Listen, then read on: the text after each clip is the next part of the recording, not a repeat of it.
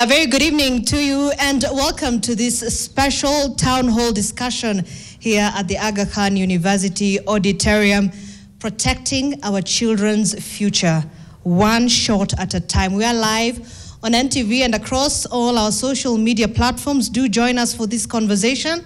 My name is Zainab Ismail and I'm delighted to be co-moderating this session alongside Dr. Nelly Bosire, a respected doctor, columnist, as well as a passionate advocate for women's health, among many hats that she adorns. Now, cervical cancer is a disease that sadly affects many women, not just in Kenya, but across the world. But the good news is it can actually be prevented. Now, the HPV vaccine gives us that chance, a safe and effective way to protect girls before cancer even begins. And this is the conversation we want to have this evening. Tonight, we're not just talking about numbers. We want to talk about solutions. And we have an amazing panel. We have experts, we have policymakers, community leaders, and even young people themselves in this room, all here to help us understand the science, clear up the concerns, as well as find a way forward together. It's a road and a journey we must all take together. So if you are joining us, thank you once again across all our platforms on TV and other social media platforms. You can always engage with us throughout this conversation. We will be joining Dr. Nelly Bosire in a short while later in the broadcast to also listen and hear from the audience that is here with us. And you can also have an opportunity listening to us and watching us live on TV or across our social media platforms to view your opinions, your questions, and we'll be happy to answer that. Now, we're privileged to be joined by an incredible panel right in front of us. One, we have Professor Nelly Mugo. Now, Professor Nelly Mugo is the Director of Research and Development and Senior Principal Clinical Research Scientist whose groundbreaking work has shaped our understanding of the HPV vaccines. Next to her is Dr. Christine Shege. She's a pediatric infectious disease specialist and a global child health advocate. Thank you for joining us. Next to her is Her Excellency Alamitu Jatani, the First Lady of Marsabit County and chairperson of the County First Ladies Association. She's a dedicated advocate for healthcare access in even the most remote parts of Kenya. Next, we have Dr. Supa Tunje, who's the president of the Kenya Pediatric Association and a very strong voice for children's health and well-being as well. And we have the young Wamboi Waireri. She is a student and a proud HPV vaccine beneficiary. And she's here with us tonight to share her personal story as part of the next generation that we hope to target in this journey. And finally, but not least, we have Dr. Simon Kigondu, the president of the Kenya Medical Association, representing doctors across the country and their role in supporting the vaccination efforts here in the country. Thank you so much, ladies and gentlemen, for this opportunity you've given us to be able to clear up some of the concerns and, of course, chart a path forward towards this journey. I'll begin with you, Professor Nelly Mugo. For many people watching, perhaps HPV vaccine still feels like an abstract idea. I want us to break it down for us. What exactly is the HPV vaccine and how does it relate to preventing cancer? You know, I thought about that question. I wanted to remind people that there are just a few cancers that are caused by infections.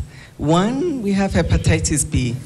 We're very familiar with the hepatitis B vaccine. We have no problem with it. It's been around for a while. And that's also caused by an infection. Cervical cancer, oropharyngeal cancer is also caused by an infection, which is HPV. And 20 years ago, we were very lucky that we had this scientific breakthrough, and the clinical trials demonstrated absolutely excellent prevention of this virus amongst young women who are vaccinated. So it's a vaccine like other vaccines, except, and many of our vaccines, measles vaccine, also is a vaccine against infections, polio vaccine. Mm-hmm. So this is one more. Except we focus on a disease that mostly affects women, cervical cancer. But it also affects other parts of the body, which are not only in women. Right. I don't know if I've answered your question. You have, and we'll get back to that and get into it a little much deeper in a little while. But I want to get to Dr. Shege. I want you to take us just a little back. The vaccine was officially launched in Kenya in 2019. What was Kenya's journey in securing these vaccines, the HPV vaccines, and what were some of the milestones that you can look back and say, this is what we had to go through? Okay, so let me take us back a little beyond 2019. So in 2006, when the vaccine started being manufactured, it was actually rolled out quietly in the private sector because people could pay for it. And so some of the recipients of the HPV vaccine then are now mothers. Some of them are even maybe grandmothers. And so the journey went on. And at last, now in 2019, we were able to get it free of charge, of course, through the usual channels of introducing the vaccine into routine schedule free by the government. And so now it was available for everyone, but we prioritized the girls at 10 years old. It's not because boys cannot get HPV infection, but as Professor Nelly has said, cervical cancer carries a greater mortality. So the cancer burden falls disproportionately more on the women. So that is why the girls have been were prioritized at 10 years of age to receive the vaccine. And a little later, we are going to unpack why that age and so on and so forth. All right. And certainly this doesn't happen in a vacuum. It happens in communities. And I want to bring in Her Excellency Alamitu Jatani, who is the First Lady of Marsabit County. Now, Your Excellency, Marsabit is one of the country's most remote counties with unique challenges, especially when it comes to healthcare delivery. From your perspective, and when you look at it really, what are the biggest barriers in ensuring that girls in Marsabit can actually access these vaccines? Kindly, if you can use your mic. It's true that Marsabit is vast, and amongst the ASAL counties that is hard to reach. The biggest barrier is the geographical location and diversity of the area.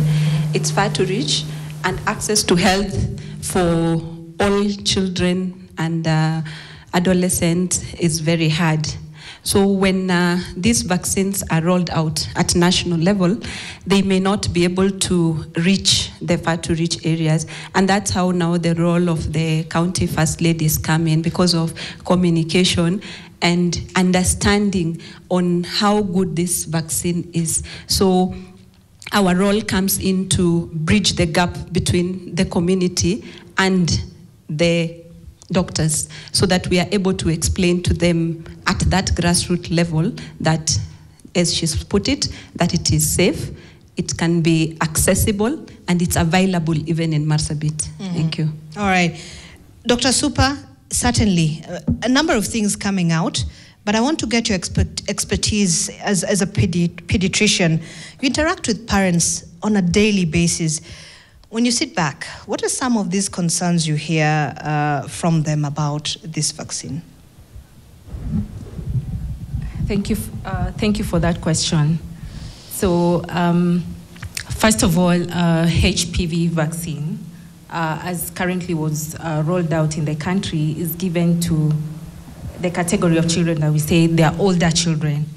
Most of them may not actually have a recollection of the vaccine experience. Why? Because most of the vaccines we give them to under 5. So one of the things that most girls will express is the anxiety of receiving an injection when they are well. Well, just simply because they have heard of what are some of the effects that they will experience, and the concerns for most mothers, and some of them are valid because they have watched their young babies, when they're vaccinated, sometimes they may experience fever, they may have pain, they may cry throughout the night. And so a lot of the fears are related to the anxiety of receiving an injection and being at that age where most of them do not really visit the hospital. They are generally well. So when they hear an injection, it's causing them, feeling afraid. But when we counsel them and we explain to them that some of the effects they may experience, not everybody experiences the effects. And so if they only relax and, just anticipate some of the things that could happen, it actually mostly goes well. Mm-hmm. All right. Thank you for that perspective. And certainly, ultimately, it's about the young people themselves who've also gotten that vaccine. And Wamboi Wairiri is here with us. Thank you for joining us. You represent this, generation the vaccine is meant to protect. I just want you to share with us your own personal experience getting the vaccine. And maybe you can even start by telling us your age. Okay, hi everyone. I'm Wamboi Wairiri and I'm 13 years old. I'm turning 14 in a few days. And if you could kindly also just pull the mic a little bit. Yes, okay. Thank you. My experience with HPV vaccine was not even that painful, to be honest. Because it felt like a pinch to my arm and then that was it. Then I went home. But for my sister, she was in tears in the beginning. Then she was like, oh, this is nothing. Because for everyone, I feel like it'll be painful for some, and then for everyone else, they'll be like, oh, it's just a normal injection. A normal injection. Maybe just tell us, at what age did you get that injection? I got it when I was 11. 11 years old? Yeah. All right. Now, Dr. Simon Kigondu, there are those who argue, right, that girls should only get the vaccines after becoming sexually active. But we're seeing the research states otherwise. Why is vaccinating these young girls earlier so important? Asante sana kwa swahili. Tunashukuru waliokuja leo. Tunataka kuwaambia ya kwamba sio wasichana pekee ambao wanafaa kupata chanjo hili la HPV. HPV inaweza shika vijana na wasichana. Tunajua wasichana sana sana wanaongelelewa kwa sababu ya shida ambazo zinaonekana. Yani cancer of the cervix. Inaonekana sana na inaua wanawake wengi sana. Lakini wanawake na wanaume wanafaa kuchanjwa. Katika nchi za Nordic, Finland, Norway, waliweza kuhakikisha ya kuwa cancer of the cervix haiko kwa kuchanja wanawake na wanaume. Kwa hivyo pia vijana wanafaa kuchanjwa. Shida yetu ni pesa. Wakikosa pesa, wanapeleka pesa zote kwa wanawake. Vile unaona hapa, niko peke yangu. Na ndio maana pia pesa ya kuchanjwa, lakini ni kwa sababu ya kukosa pesa. Ukiwa na pesa kidogo, unaangalia ni wapi ambapo tukiweka hiyo pesa, ile impact itakuwa ni kubwa. Lakini vijana na wasichana wanafaa kuchanjwa kama mnaweza. Lakini kukiwa na pesa kidogo, tuwape wale akina dada wasipate kufa baadaye, kwa sababu ile HPV inashikana na seli za cervix, na baada ya miaka 10-15 hivyo inakuwa cancer of the cervix ambayo inaua hawa wanawake. Asante. Asante daktari. So ni muhimu sana waweze kuchanjwa in that early age, and I'm trying to match Dr. Kigondu's Kiswahili, but I'm trying. But yes, so essentially it is extremely important at that age, and not necessarily when they're a little bit older.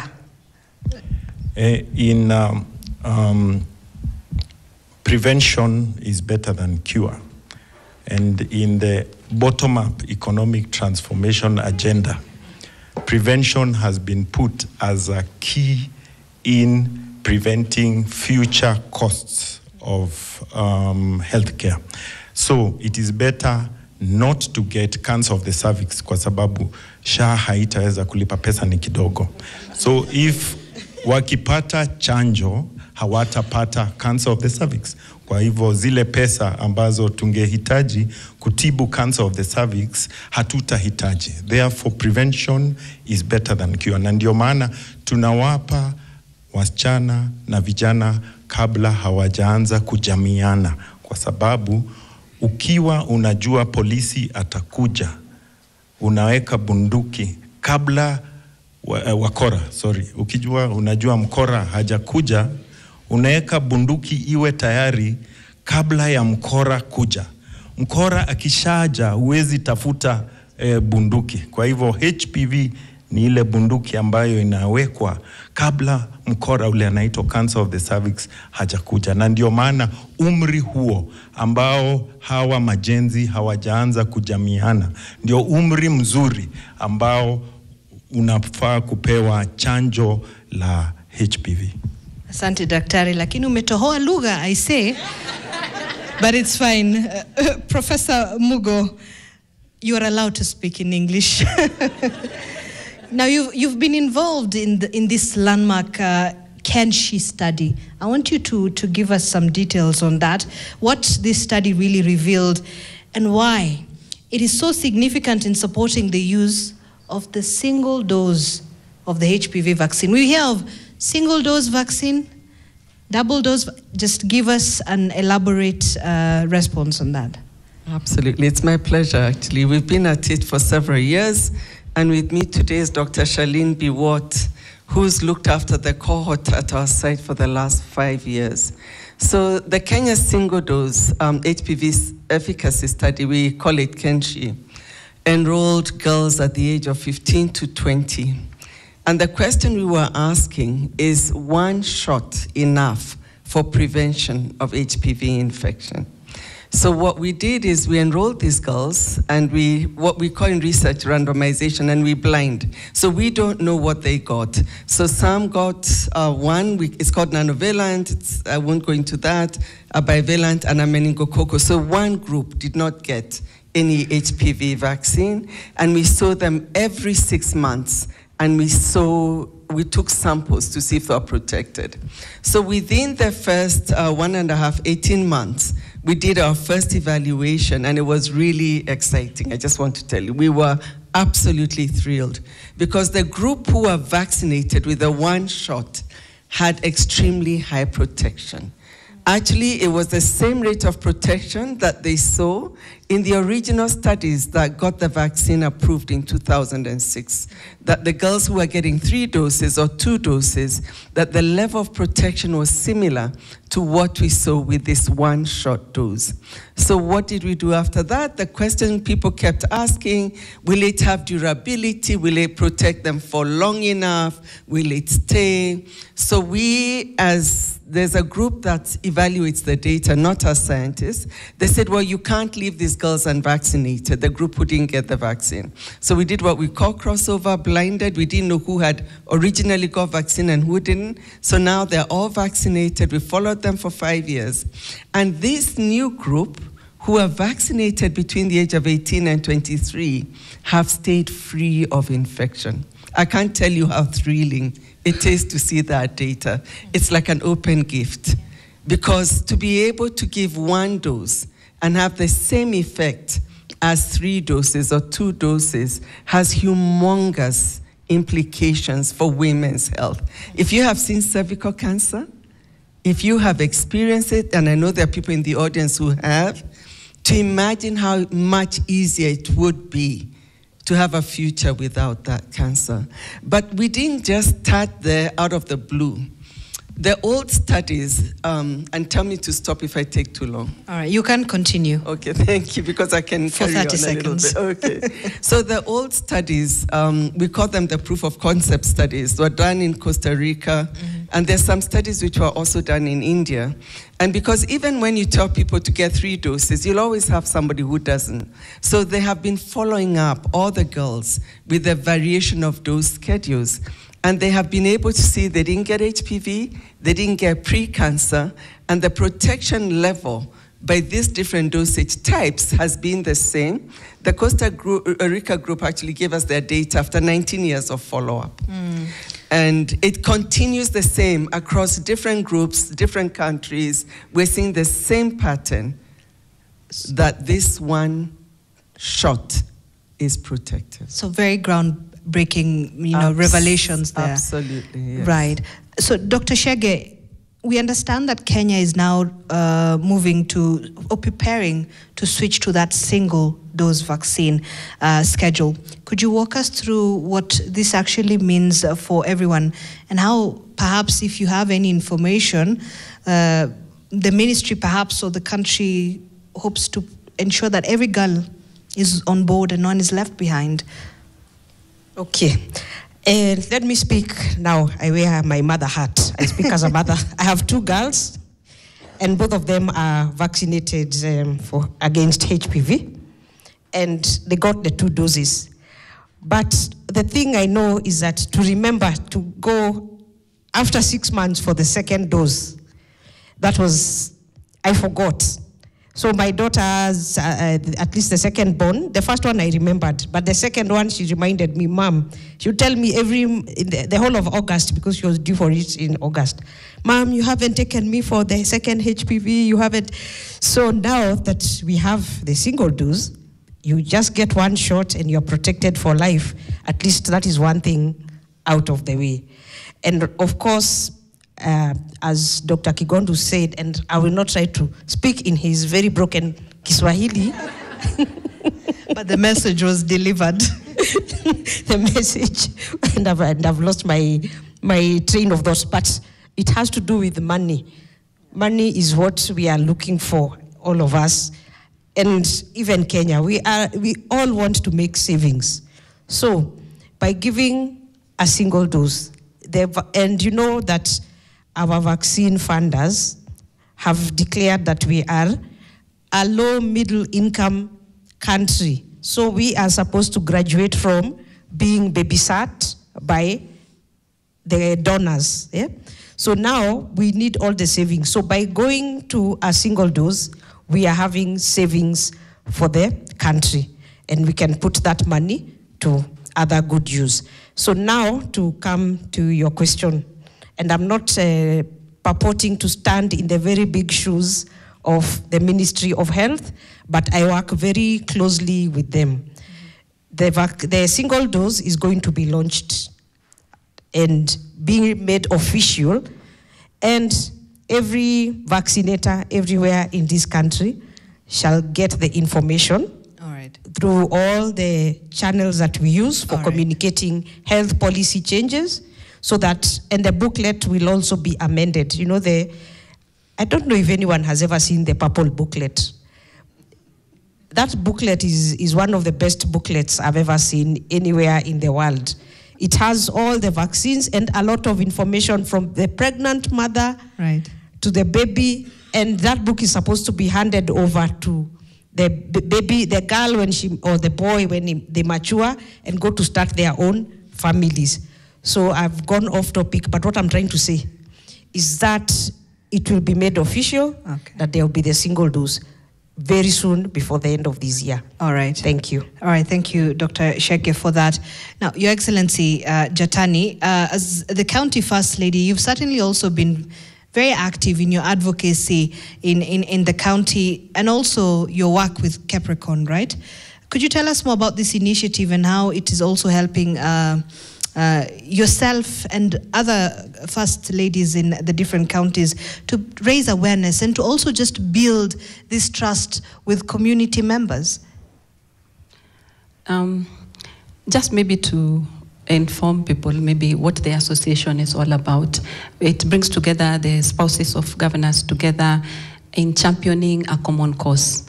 We talk about issues that affect adolescents, women, and persons living with disabilities. And this is because we worked with our spouses during the campaign period, and the expectations from the communities are there. So for us to be able to create impact and be able to work with our societies as an association or a group of people that is not funded, we have been able to have a conversation with like-minded organizations like Capricorn and the Ministry of Health Kenya. So when the ministry took us through the advocacy training on HPV vaccine and cervical cancer, it is one that touched our lives and our hearts, because it is a disease we are told it's preventable and it is treatable. So we started at individual level. For example, I keep saying I postponed my girl's vaccination, because every time I went to the gynecologist, there's always that green paper there and with girl, and I felt like it's not ready. What is it? I did not understand it. And by the time I really understood it and went to vaccinate my daughter, then I had to pay for it. And it was not very little money. Right. I think it's between 16,000 to 20,000 shillings. And it's worth noting also the free vaccine given by the Ministry of Health is one of the best vaccinations. I think the doctors will speak about it. So what we realized is our people are suffering. How do we go and communicate with these people? We say, as spouses of governors, we are professionals. We are able to represent our people at boardrooms, and we are able also to sit down and talk to them. So we've gone to schools and spoken with parents and the ministries, departments of health in our counties to have this conversation.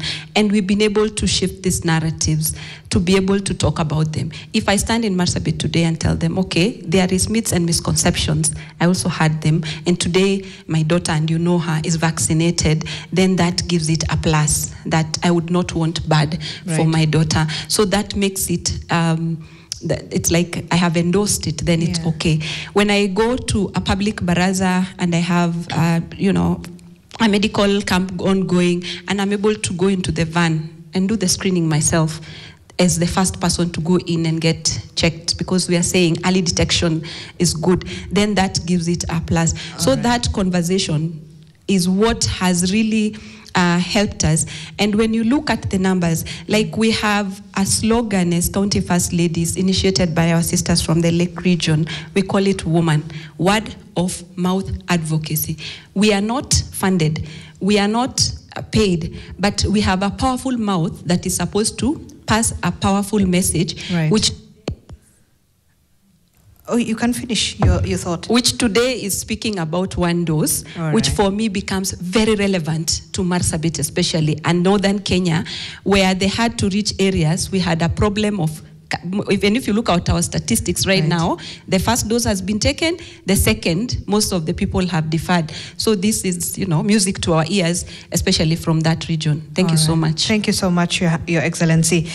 Dr. Tunje, before we take a short break, I want you to tell us about this collaboration between the Kenya Pediatrics Association with the Ministry of Health on this HPV vaccine rollout. Just talk to us about how this really looks like. And from a vantage point, what gaps do you think still need addressing? I know we still have a lot of issues that we need to deal with when it comes to the rollout and all this, issues, misinformation and all that. But what are the key gaps you think really need addressing? Thank you, Zainab. So Kenya Pediatric Association is a group of members, professionals, mainly pediatricians, but we also have some of our members in health who work with children across the country. So we have the nurses, we have other practitioners in other organizations. So one of our mandates is advocacy, and in advocacy for children, one of the main things that we have focused on is vaccines. So not limited to HPV. I think majority of Kenyans have seen us really champion for vaccines like measles, the measles, rubella, the new typhoid vaccine that was rolled out, and HPV is one of the vaccines that have been there that we have been championing as well. For us as an association, we collaborate with many other partners, and one of them being the Ministry of Health, the Division of Vaccine in MOH. And that collaboration does not mean that we take what the government brings. We are there as non-partisan body, but we collaborate to promote the well-being of children. So some of the roles that we play is giving technical advice to the ministry when it comes to what are the disease trends in the country, and we are able to give that advisory. But the gaps, as you ask, I think information and misinformation. So we have really challenged the ministry to make sure that we give adequate information to the public as concerning vaccines. All right, so access to information is really a major issue when it comes to that. All right, so we'll be taking a very short break here on NTV. We'll be back and we'll continue this conversation, and we encourage you to also be part of that conversation across our social media platforms, as we'll also be engaging the audience here in the room this evening. Stay with us.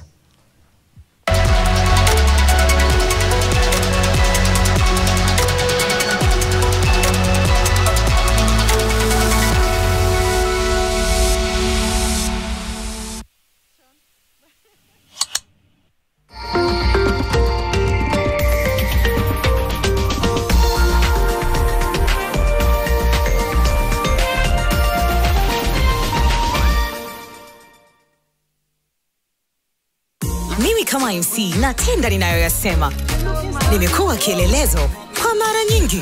Ni sawa, hakuna shida. Awali haya madoa sugu yangebaki kwenye nguo zangu na kusugua kutotoa nguo zangu rangi. Asante kwa Ariel Liquid mpya, ni nzuri. Inaondoa madoa sugu na kung'arisha nguo mwosho baada ya mwosho. Asante, New Ariel Liquid. New Ariel Liquid kwa mashine za kufulia huondoa madoa sugu kwa mwosho mmoja.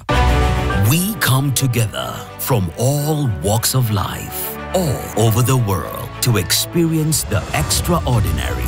Standard Chartered brings us together to embrace possibility, enabling us to exceed our limits. Together, we can experience greatness in more ways than one.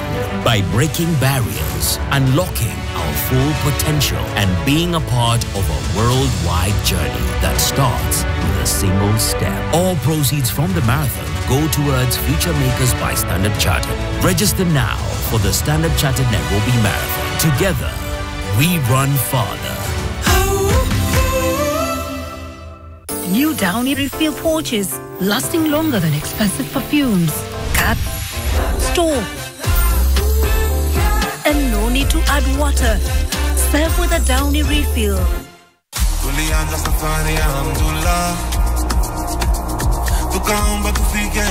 Hey, Laura, kwani sangapi? Mise kumit different bars. Relax, mami. Mehe iko loaded leo. Na kwani leo hakuna karaoke Tuesday? La vida. Alhamdulillah nimeiva. Nimepiga luku. Hey, wase. Time baya. Show inaanza, Beats and Buzz. Kaini rada. Beats and Buzz. Weekdays from 4 to 6:30 p.m. only on NTV. Ola Energy lubricants deliver protection, efficiency, and extended engine life, proven across Africa's toughest conditions. Choose the power behind performance. Choose Ola Energy lubricants. Ola Energy, authorized distributor of mobile products. Sometimes I need a fragrance to keep me calm, stays fresh in the heat and feels elegant into the night, lasting longer than expensive perfumes. New Downy, lavender calm, sunrise fresh and sweet elegance, freshness that inspires confidence. Kipindi unachokipenda cha mikeke kinaivamia na kuiteka anga rasmi kila siku ya Jumamosi, majira ya alasiri. Mchezo si mchezo bila vichekesho. Tetesi kwetu si kesi. Sarakasi za wachezaji bila wasiwasi. Na pia kuna bao maridadi la siku. Makala ya kocha bora. Pasi na kusahau Estadio de Mashabiki. Kama ilivyo ada moja. Ungana nami mwanaspoti Joshua Makori. Nami Toto Arege. Kwa uhondo wa spoti.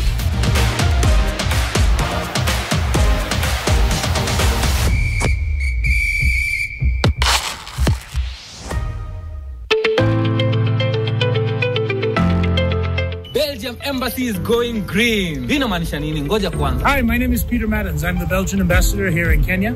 That means actually that we built the first net zero embassy in the Belgian network worldwide and the first net zero embassy to be functioning here in Nairobi. Jackson, come and take a look. And if you look at what 6, 7, and 8 billion they've done to the planet in terms of global warming, in terms of environmental damage, then of course we have to start thinking about how to adapt. When father dies, again, 4 sons, half an acre. Right? No, but seriously, true, that's true. How is somebody 30 years from now going to feed a family? Ambassador ananishow that waliamua ku go green so that ku save planet na ku ensure a sustainable future. Tell them. Pia wewe nyumbani. Even in your house. Unaweza fanya nini? Go green. Go green. This is Athos Ndani.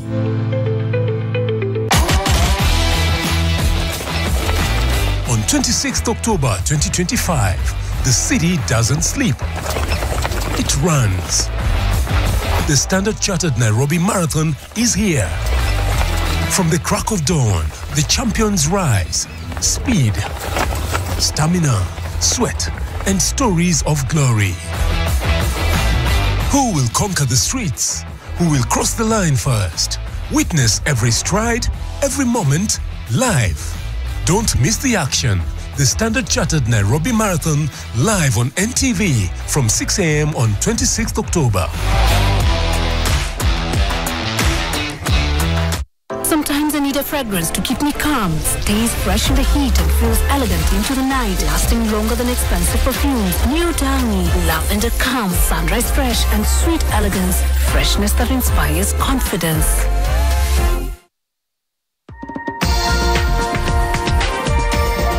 This is NTV.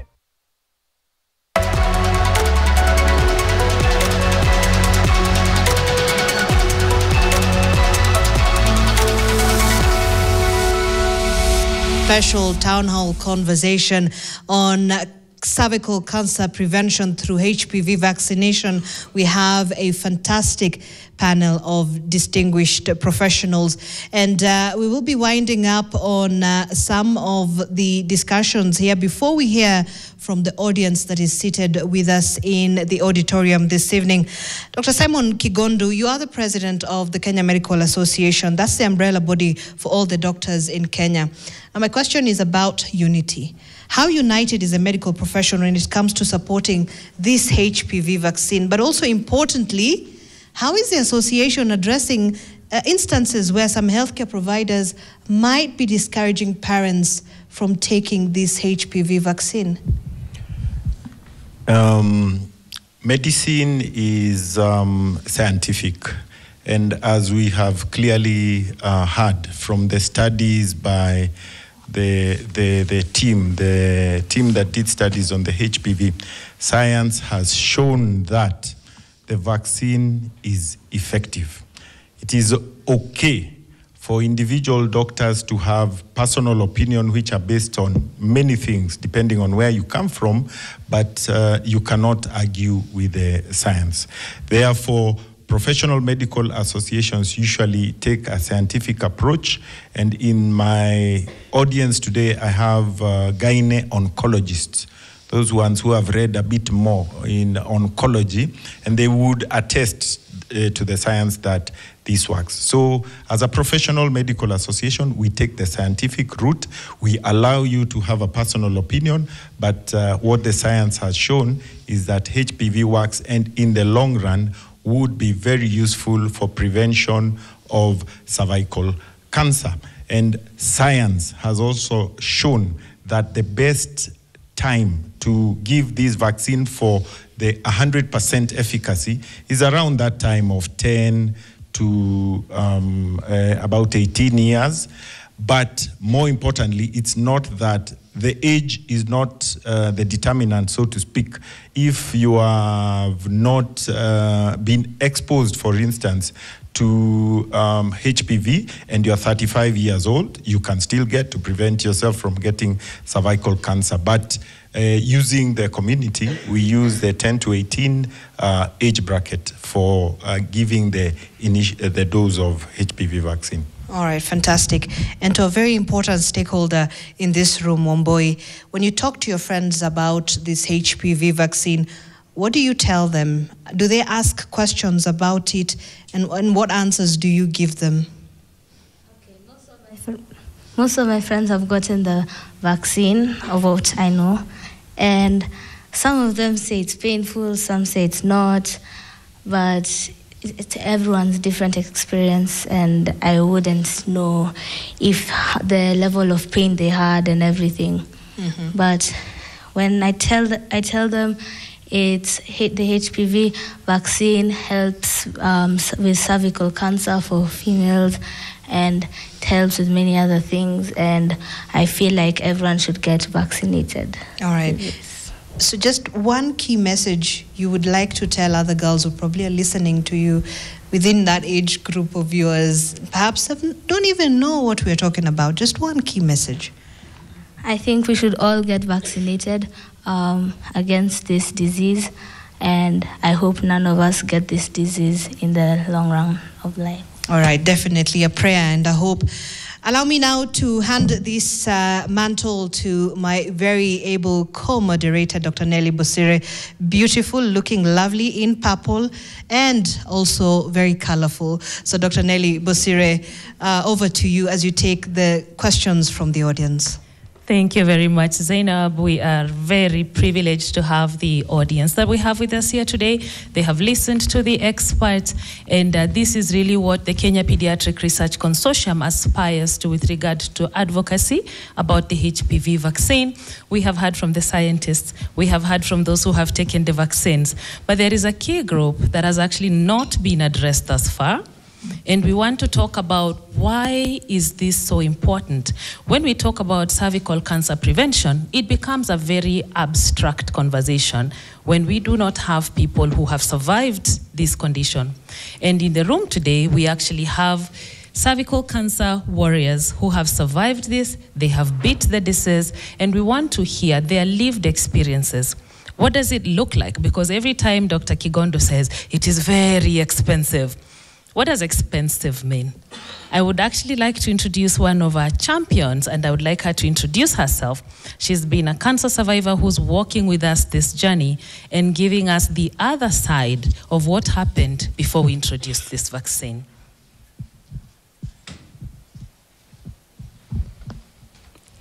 Thank you so much, Daktari. I'm Millicent Kagonga. I'm a cervical cancer survivor, and the journey is not easy, and I'm also the HPV vaccine ambassador, my daughter being the first one to get the HPV vaccine. And when it was launched in 2019, I was a happy mom because I knew that I'm going to protect my daughter against HPV, whereby those HPV viruses can bring to my children, can cause my daughter to struggle. And I'm not a medic. I call myself a QBE, qualified by experience, whereby the information that I'm going to tell you is by the journey that I went through. So the HPV viruses can bring to us cervical cancer, vaginal cancer, vulvar cancer, anal cancer, penile cancer, and throat cancer. And that is very difficult journey to walk. So for the audience outside there, or for the viewers who are watching me, you can see I'm very healthy, but I can tell you for sure it is not a walk in the park. I started having the abnormal discharge at the age of 20, and I got diagnosed at the age of 25, whereby on those 5 years, I was just looking for the information outside there, and I got a lot of the information that I really not needed.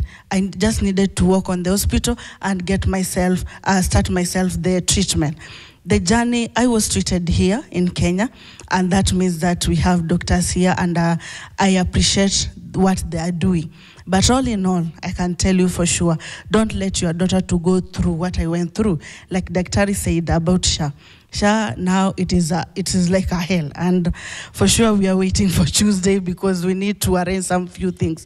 So instead of you waiting for those challenges, instead of you waiting for heavy bleeding, queuing on the corridors or as you wait for the treatment, just make sure you have protected your daughter against HPV that can cause your daughter to go through a lot of challenges that we are going through. No woman should die or should be stigmatized of cervical cancer. Thank you. Wow. It's called lived experiences. And she said she's qualified through lived experiences. I don't think we can hear it put any better than we have had today. I'm going to ask my audience to put up their hands for questions, but meanwhile, as we wait for that, we've had a lot of challenges, and I like the question you had to Dr. Kigondu. What happens when the people who are supposed to be leading in providing care then have a different opinion? And every time we ask this question, he said, but you haven't done anything about the religious leaders in this country who command a huge audience, and some of them have not been very supportive. I keep saying no, they are actually not against the vaccine, but I feel like I'm not being heard. Do you think the religious leaders can speak for themselves? Yes, you should, right? So let's hear what our good bishop here has to say. Thank you very much. I'm a religious leader, yes, and one also persuaded that science provides solutions beyond what we have. But where science is not present and where access to scientific findings are not available, people tend to lean towards the religious and hang their hopes in anything they could. With my work in the Congo, in the Eastern Congo, and now Northeastern, we've provided healthcare where governments have failed to provide healthcare. And the cost of doing that is extremely great. But in it, we've also found places where this is not possible, in that we've not reached, government has not reached, so the available service to people is either prayer or other places is magic. And maybe for the cervical cancer, people have not known the difficulty and the agony people infected go through. For fistula, we could see. But for this, it waits when it's diagnosed, it's too late and people go. And people attribute this to other cases. As long, together with promoting the vaccine, we should also highlight the plight of those facing the problem of cervical cancer, to allow people to be drawn to find that solution themselves, rather than telling them, this is good, let's prevent it. Fantastic. And that we're hearing from the Christian arm. I know we'll come back to our Muslim brothers and they will give us their experience. But maybe as we were talking about this, and I like what you talked about, access. And the access in cervical cancer care, we know, is four-pronged. So today we are really focusing on the first aspect, which is primary prevention. We do have secondary prevention, which is screening, and part of the reason I believe we've really worked this hard to push for primary prevention is because we know we have not been very successful with secondary prevention. Maybe I'll call upon one of the experts in the room who's actually had an interest in secondary prevention, who will also represent a professional association. Dr. Angela, maybe you can give us your opinion on what it looks like to try to champion secondary prevention and why we are not doing so well. Thank you so much, Dr. Nelly. So screening has been a challenge, especially mashinani, because as professionals, we say that the gold standard for screening is the HPV DNA test. But when you go down to the grassroots, the HPV DNA is not available, right? So what is available is the other tests, which are equally, effective, because we say any form of screening is better than none. Do we say, as we wait for HPV DNA to be available, do we say that we will not screen? No. So we use the other forms of screening, which is the VIA and the pap smear, if it is available. But we've had challenges with professional associations, obviously, because there's this back and forth of, no, you should use HPV DNA. So the issue of screening has been a very big challenge, and we'd like to put it to the ministry to make HPV DNA available, but when it is not available, how can we then use the simpler methods to do the screening? And as we do the screening, there's no point of screening if there's no treatment. How do we make available the treatment options? Thank you. Fantastic. So we can see our challenges. And maybe, Dr. before you hand over the mic, what do the screening rates look like? Of the target women we want to vaccinate, how many actually to screen, how many are we actually able to screen? All right, and before Dr. is able to answer that question, right, thank you so much, Mabel. We would just like to encourage those who are watching us live to continue sending in their questions and views and opinions, which we will be airing and sharing during the course of this broadcast. And also just to inform our audiences at home or watching us on television that this conversation continues across all our social media platforms as we break for our normal TV programming. But stay with us because this conversation doesn't end here. Thank you. All right, Dr. Basire, maybe you can continue.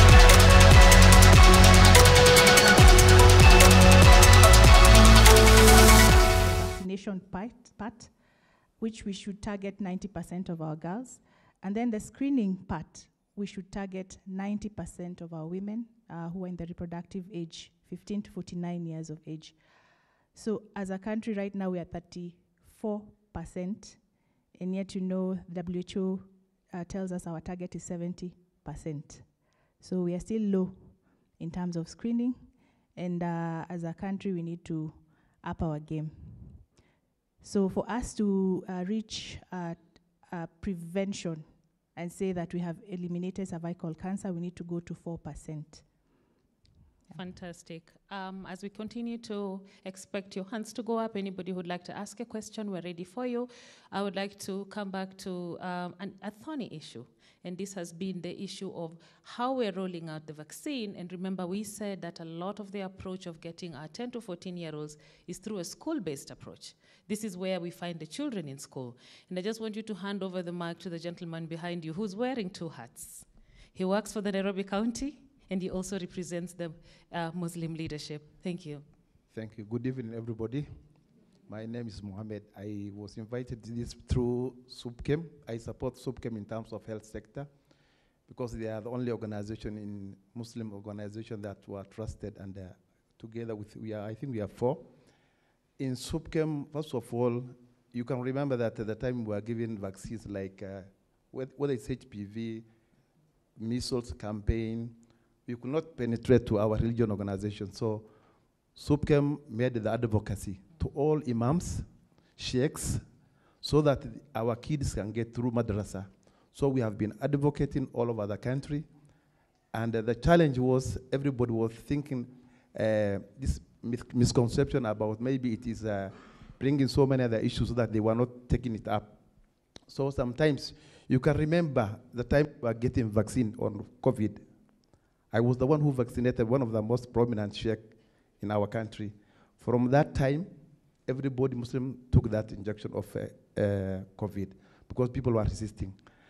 Similar to that, our people are ready if we give the right advocate, right information, and also give the right resources without discrimination.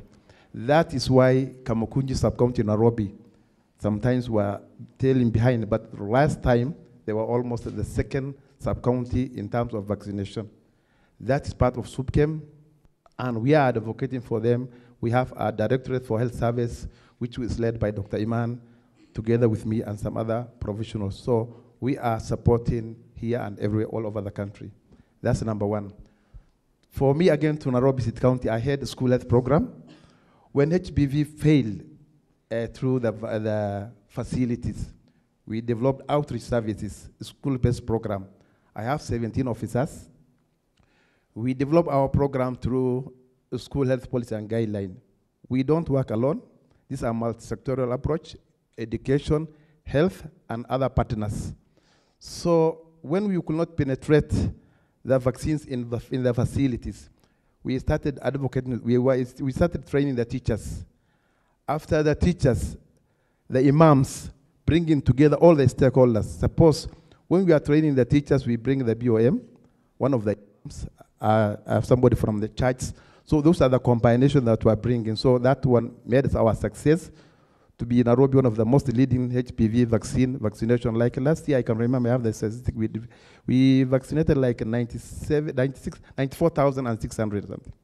So on the other side, we normally do something called, we map our schools. Whoever now has missed the first dose, we do our referral through PCN, Primary Care Network. We map our schools to the nearest facility. We are here in Aga Khan. Maybe with the nearest facility, Aga Khan Primary. We have mapped to all our county facilities where we can channel. And we have our officers who have that linkage of referral system. So sometimes I was called by the whole country, somebody from Bungoma. Our parent called me from Bungoma saying that my daughter took the first one. Now she's due for the second one. What do you do? So we have to communicate and tell her, go to the nearest facility, she's going to get, and it's free. So those are the advocates we are saying, but we need to have the policy, which now we are reviewing it. Nairobi, we have cascaded ours, and we are doing perfectly. So in terms of also the SUPCAM, they understand our policy, we advise them, and that's now, they are now advocating for everything. Maybe Dr. Iman might add something. Thank you. We always say we bring everybody on board when it comes to advocacy because everybody appeals to a different population. But just before we come back, I'd like to have a question here from one of our younger colleagues. Thank you. Okay, thank you. Hi, everyone. My name is Lydia Mweni. I am a student, and I happen to have a chronic medical condition. Because of it, I have been on long-term use of steroids, which have lowered my immune system. That is putting me at a higher risk of getting cervical cancer. So my question is, how does the government facilitate me to get that HPV vaccine, even though I am above the target age group? Thank you. Thank you. I hope our audience, policymakers were listening to Lydia, because I would want to come back to you so that you can address that question. And while we're at it, I think one more question from the young people here before we move over to the other side. Hi, my name is Crystal, and I'm a university student. So back in primary school, we were only taught on the ages at which vaccines are administered and nothing more. I'd want to know that given how crucial HPV prevention is there a possibility of incorporating more detailed information into the curriculum so as to raise awareness among the students at an early age? Fantastic. I think I would want, do we have an online question yet? Sorry. So yes, I have a question here from Kevin D. Says, what role can we as boys and fathers also play in protecting our girls with HIV vaccine? And also very interesting comment here from MJ Wamboy saying, there's a dope conversation about HPV vaccine, and my female parent has worked with various communities as a CHW, and seeing this conversation happen is amazing. And also, beautiful panel. Yes, 5 women and 1 man. Fantastic. I'm sorry, Dr. Simon. I think our panelists would like to take those first. I know we would probably prefer to have the Ministry of Health here, but I'll take this back to maybe Professor Mugo. Lydia's question is a critical one, and I would actually want to hear, as the scientists, how do we advise the ministry to be able to handle those who are dealing with chronic medical conditions and they're not within the age group that they're getting the vaccine for free? I'm from the Kenya Medical Research Institute, so I don't do government policy, but we work really hard to move the information for policy briefs. And I really empathize, and I appreciate your keen interest in getting vaccinated. Countries have done something called catch-up. Rwanda is a good example. When Rwanda was the earliest country to launch their vaccine program, if we chose to go that way, and they started with the young girls, and then they went to secondary school. So once they swept through all the girls in secondary school, they could comfortably now continue with the younger girls, meaning that they're getting closer to their elimination goals and prevention for a wider band of girls. But you've asked a different question. If you have a special condition where perhaps you need more than one dose, because we didn't say that, but if you have certain conditions, you may require the 2 doses, and we say they must be more than 6 months apart. How do we ascertain that you get your second dose? And currently, I think policy hasn't quite hit it, but I know at the provider level, it will not be denied. The question is, when you're outside the age band of the recommendation, then you have a challenge. Not because the vaccine, that you can't use the vaccine. In Western countries, they're vaccinating up to the age of 45. But because the vaccines come from the Global Alliance, they don't call themselves the long name. They come from Gavi. And Gavi stipulates, and it's a donation, and they stipulate, we're giving you these vaccines for this age band, for this gender. So that's the constraint. So I think what I've learned over time is that advocacy works. That if we want government to hear, even this forum, you're asking the question, making a push for it, it gets the message heard. So there needs to be a push of advocacy to make sure that we widen our age band for vaccination. Fantastic. Daktari? Maybe I will just add something, and thanks for that question. So in some of the other vaccines, there are sometimes a special consideration. There are special groups that may be considered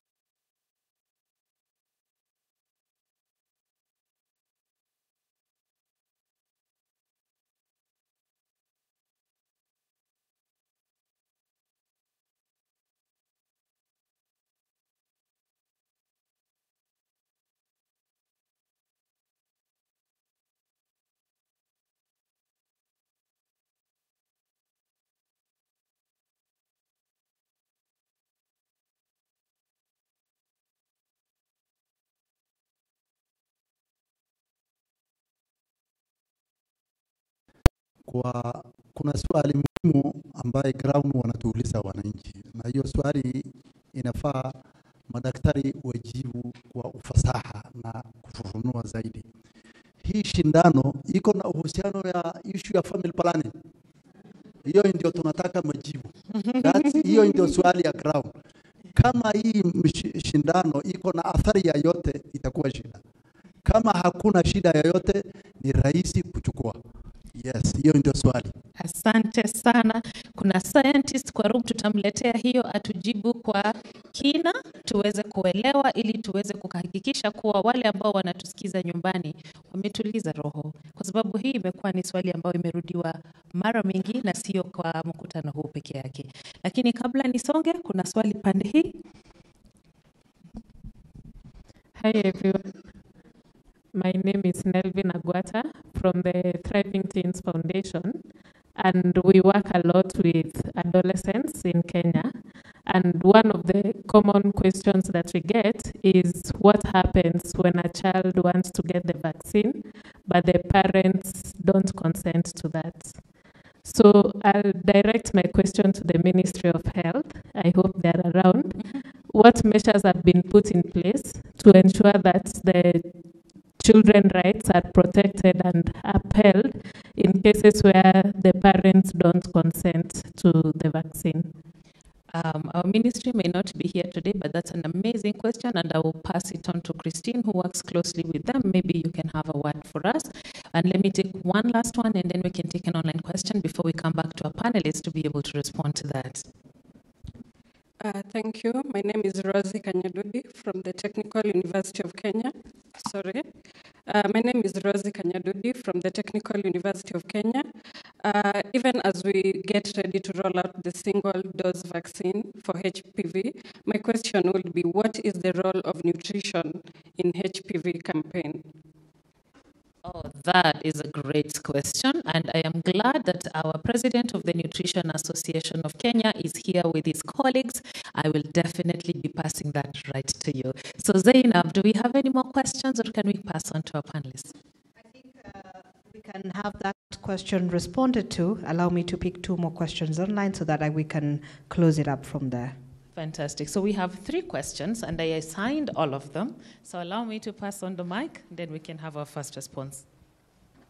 Thank you. I'm Dr. Charlene Biwott from Kenya Medical Research Institute. I work with Prof. Nelly. And I would like to assure the public that the HPV vaccine is safe and effective. This is evidence-based. For this single-dose HPV vaccine trial that has informed now the rollout of single dose, we enrolled girls who are 15 to 20 years old. We are still following them up until 7.5 years. Currently, 6 years later, our cohort has had pregnancy rates of about 40%. They have given birth to healthy babies. We have assessed, and none of their babies have had problems even on follow-up in the trial. I assure you that the vaccine is safe and effective. And it does not cause infertility because we've had high pregnancy rates. Thank you. After vaccination.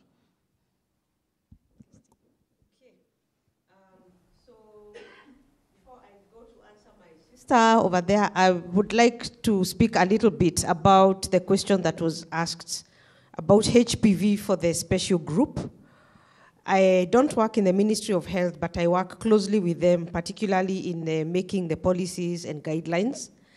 And stakeholder forums like this are where we find what do we need as a country, what do people need. And my sister has raised a very big question that an important group may have been left out of the vaccine story. And so when we are revising the policy, for those of us who sit at the table, we will remember that HPV needs to be expanded not just for that target group, but to include that special population. Because if something goes into policy, then the government is held accountable for making sure that it's funded and availed. Now, on to the other question regarding consent, that what do you do if the girl, the demander of the vaccine is willing to get the vaccine, but the parent, the one who holds the consent, is not willing to consent? I will throw this back to healthcare workers everywhere. You know, for a 10-year-old girl, they are outside the usual routine group that is vaccinated. But they are the ones we find in our clinics. They are the ones we find coming to be treated for that homa. So I would urge any healthcare worker listening to me anywhere, can you have that conversation whenever you encounter a 10-year-old girl in your healthcare setting, to ask her directly. Most of the time she's been brought by her parent, but ask her, have you gotten the HPV vaccine? Usually, if she has not and the issue is the parent, they will look at the parent. And then you can now engage. But what I have found, everyone wants to do the best for their child. But that information gap is the problem. If even I, myself, if I'm not equipped with the correct information, I will not give my child anything that I don't have information about. So be the ones who provide that information. The other thing are our teachers. And I am glad we have somebody here from School Health, and School Health works closely with Kenya Pediatric Association. So are our teachers equipped with the accurate information to provide to the parent and to the child? So it's all about the information gap.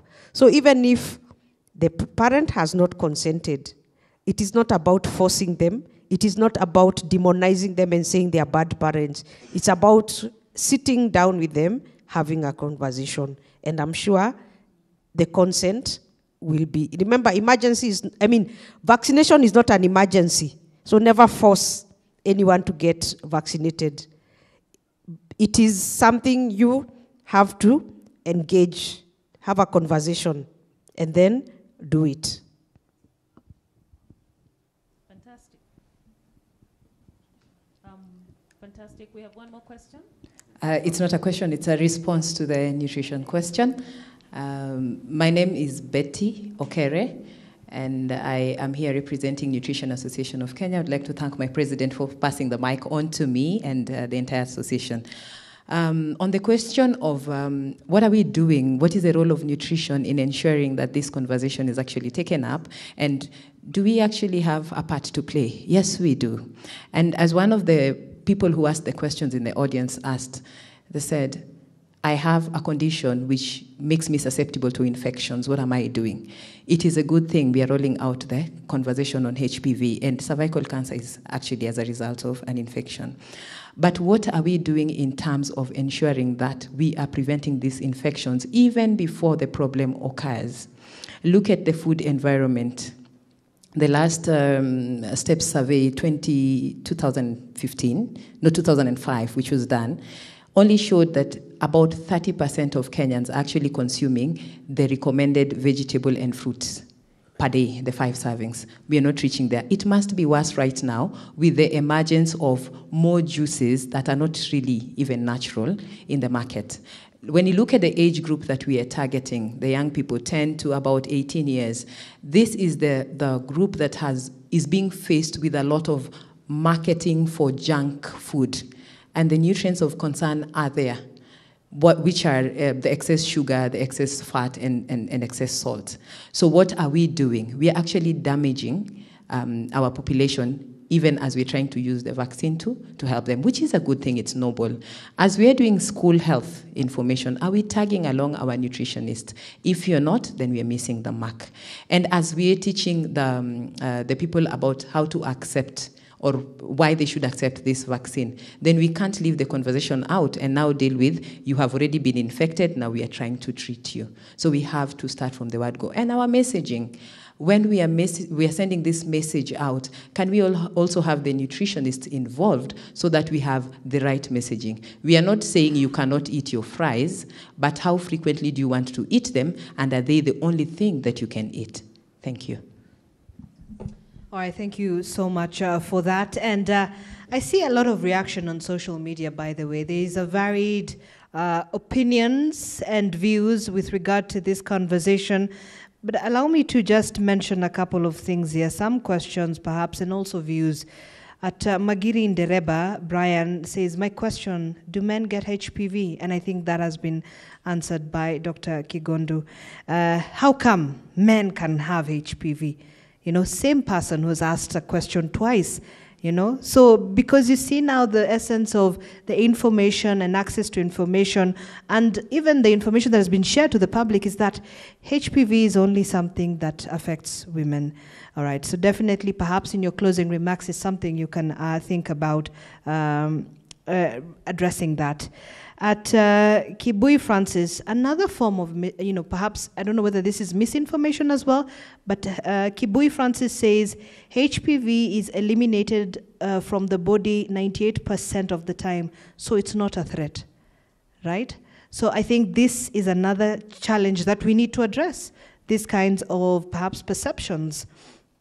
All right, as I'm going through, I'm trying to sort very quickly some of the views here. Some are quite radical, not too radical though. All right, so we have Flozi Kyoko saying, more sensitization is required. A lot of parents have unknown fears, right? So I think that's something we've all agreed upon, that sensitization is important. I think that's why we've actually had this conversation here and trying to address some of those concerns and fears.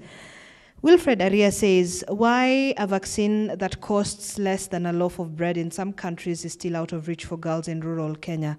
But that's another question. I think Professor has mentioned that it's actually expensive. It's a very expensive vaccine and funding is very necessary. And finally here, let me see. At Kimani Simon, he addresses Prof. Nelly.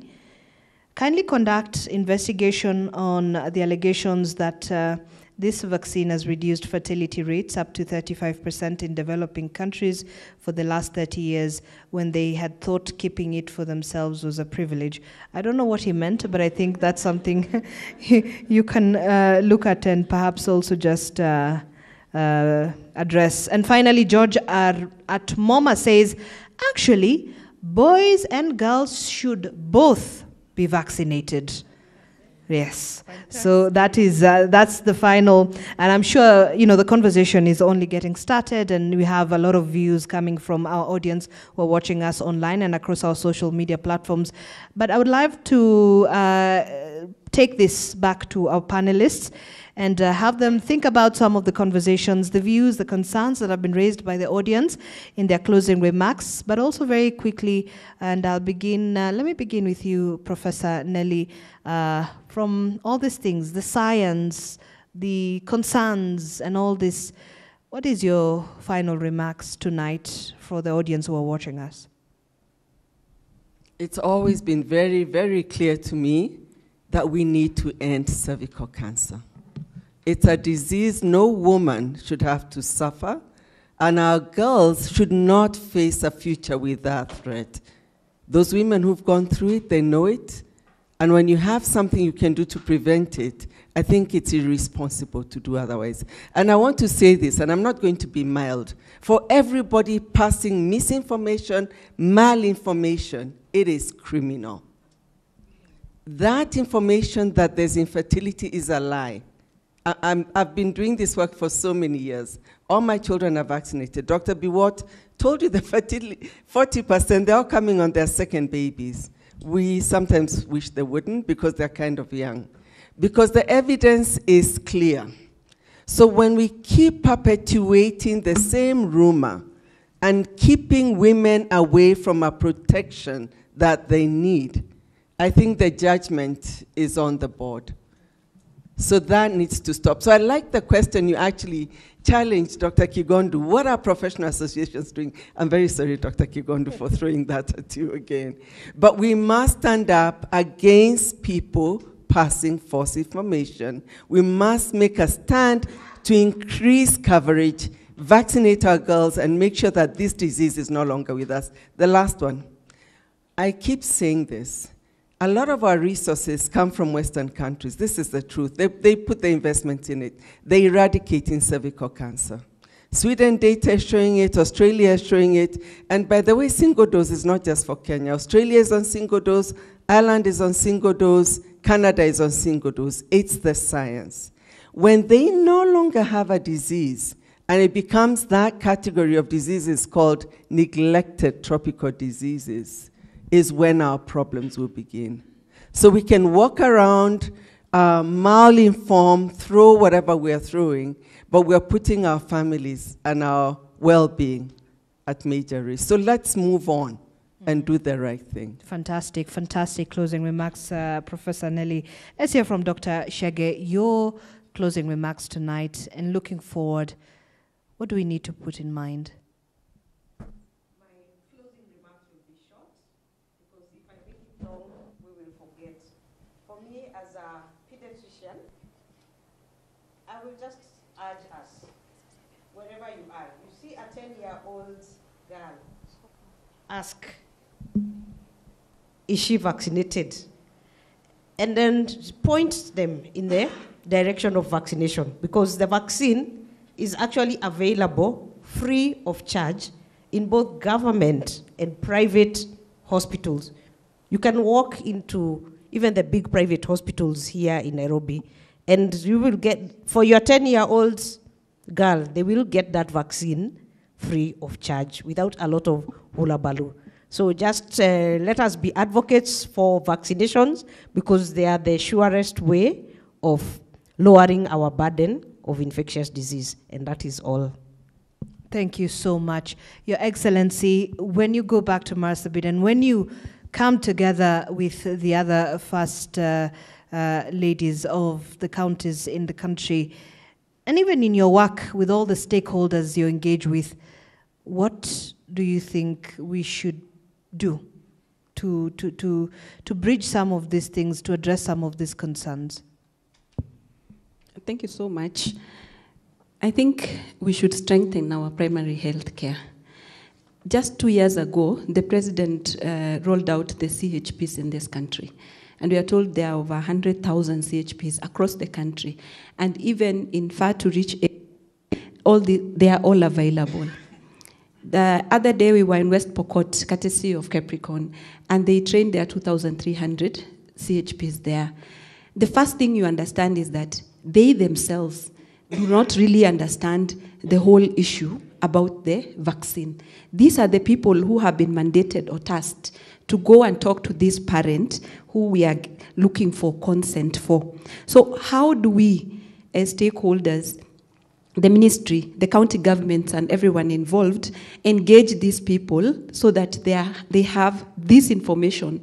Because the moment somebody hits me with a question that I feel is not really the way I want it, like the Sheikh said, if somebody tells you it's about infertility and you are not sure, so you shy away from it. But for example, as she asked whether the 10-year-old is vaccinated, when I vaccinated my 16-year-old at that time, I had all those things in mind. But now I tell them, you see, if it's going to cause this, then I cannot have taken my child. Role of boys and girls is a question that was asked, and you ably asked the gentleman in the minority in the room today. Men play a very critical role in the African communities because they head the households. And then there is this bond between men and their daughters. So every man in Kenya who loves his daughter should ensure that his daughter, aged between 10 and 14, will get this vaccine. And if they can afford, the others also who above that age should be able to get. This is the love that we should, as men and boys, give to our girls, because this disease ni ugonjwa wa aibu. It is one that affects the most private part, where before even you tell someone that you are having an issue, it takes a long time for you to accept, even to speak with it, with your parent, with your spouse, and to even start. So it takes a long time to share with somebody. And if it is preventable by a single dose that we are being given today, then it should be done. The other thing I keep saying, and I think maybe that becomes being emotional as a mother, is why is it not made mandatory then? You know, there are many things in Kenya that we are told ni lazima ifanywe.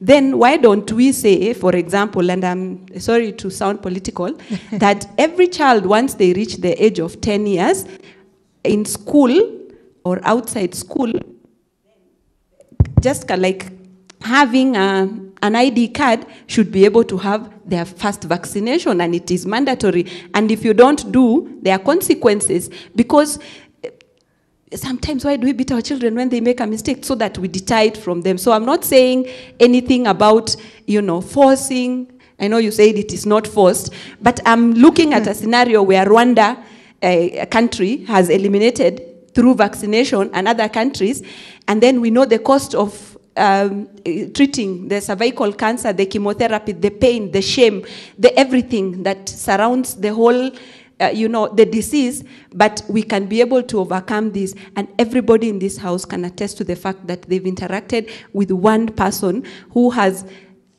cancer, whichever cancer it is. But if this cancer, particular one, is preventable, and I'm told that vaccine prevents even more than that one cancer, then why not make it mandatory? The question you should ask when you say, hi, Daktari, my daughter is vaccinated. Have you vaccinated yours? Have a good evening. Your Excellency, very interesting indeed. Dr. Supa, your closing remarks. And